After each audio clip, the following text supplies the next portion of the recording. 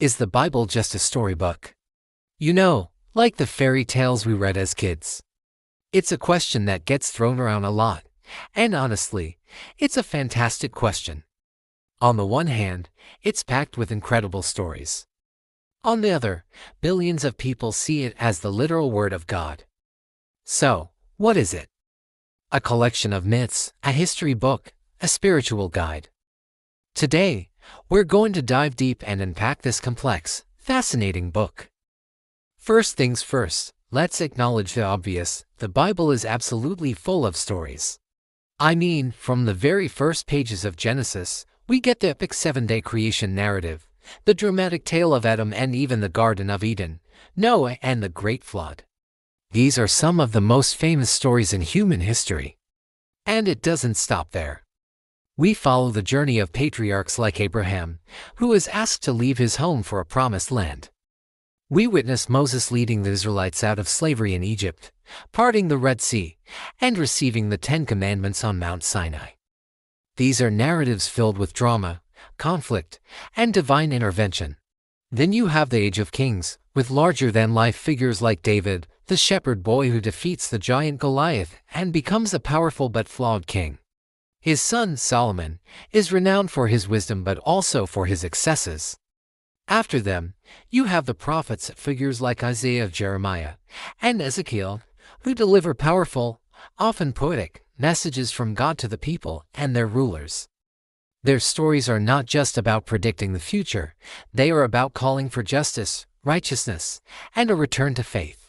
And, of course, the New Testament centers on the most influential story of all: the life, teachings, death, and resurrection of Jesus of Nazareth. The Gospels Matthew, Mark, Luke, and John each present a unique narrative of his ministry, his miracles, his parables, and his ultimate sacrifice.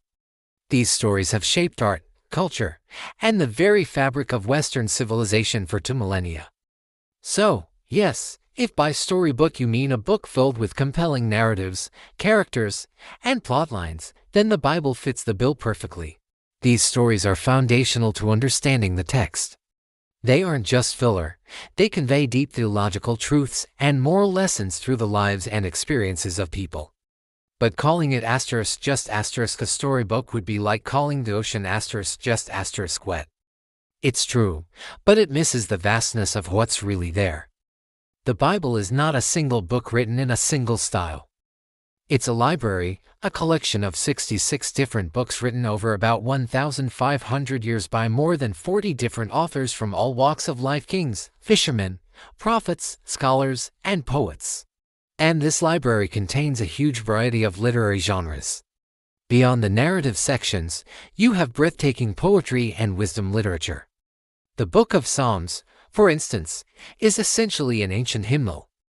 It's a collection of 150 poems, songs, and prayers that express the full range of human emotion: joy, praise, sorrow, anger, doubt, and hope. People have turned to the Psalms for comfort and inspiration for thousands of years.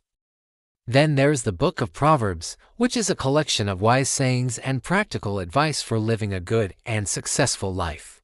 It's like a manual for navigating relationships, finances, and personal conduct. And you can't forget the Book of Job, a profound and poetic exploration of one of life's toughest questions: why do good people suffer? It has a philosophical drama that wrestles with the nature of justice and faith in the face of immense pain. On top of that, you have law and instruction. The first 5 books of the Old Testament, known as the Torah or the Pentateuch, contain extensive legal and ethical codes. The 10 Commandments are the most famous, of course, but there are hundreds of other laws that govern every aspect of ancient Israelite life. From worship and diet to social justice and civil disputes. These weren't just abstract rules, they were designed to shape a community and define its relationship with God and with one another. Then there's prophecy. Books like Isaiah, Daniel, and Revelation are filled with visions, symbolic language, and predictions about the future. Now, interpreting prophecy is a whole field of study in itself, and it can be incredibly complex. But these texts were meant to offer hope and warning, to show that God has a plan that unfolds throughout history, even in times of chaos and uncertainty.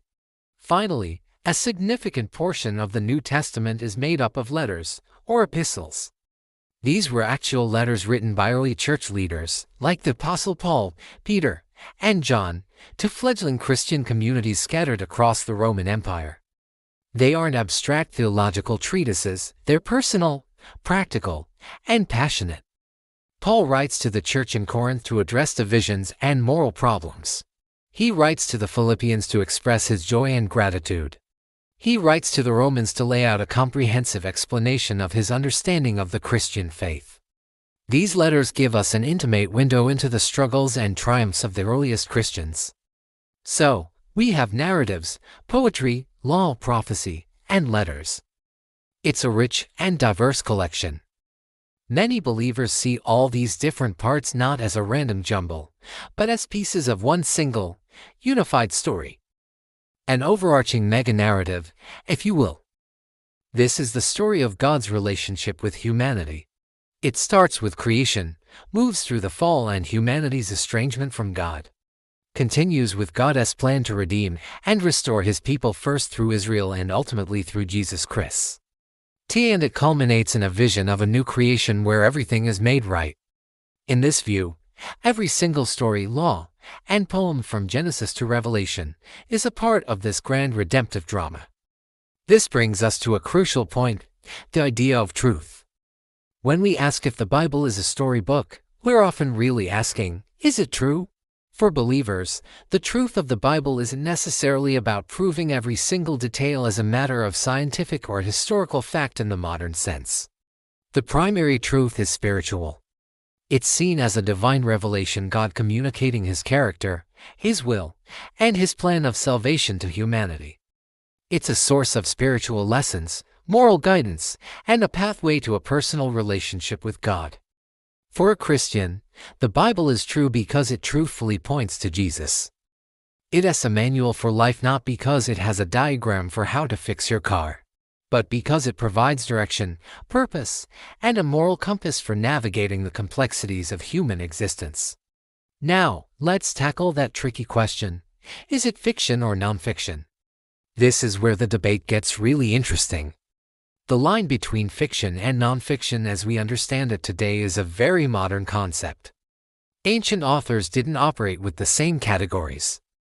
They often blended what we would call fact, legend, myth, and theology together to convey a deeper truth.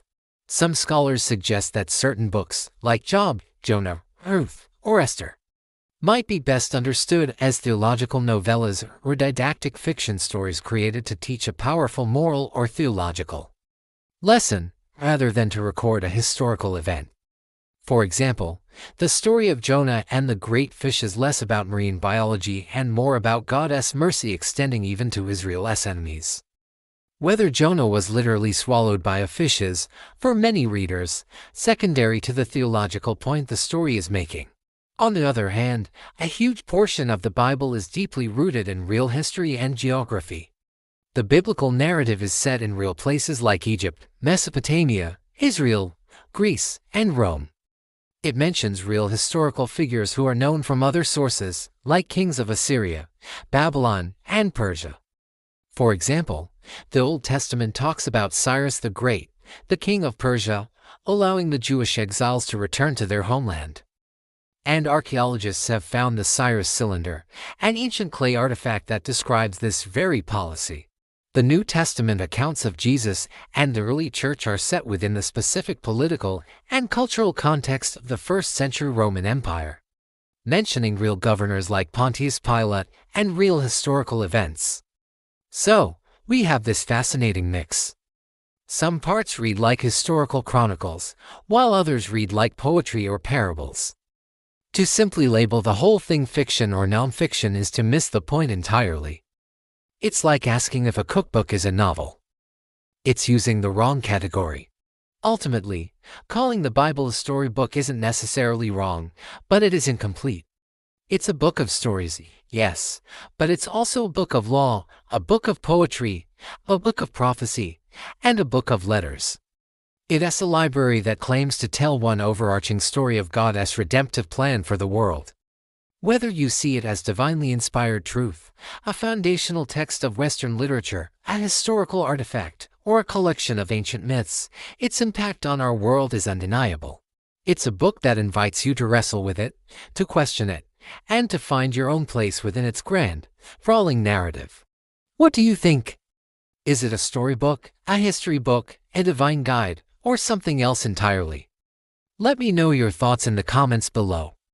I'd love to hear your perspective.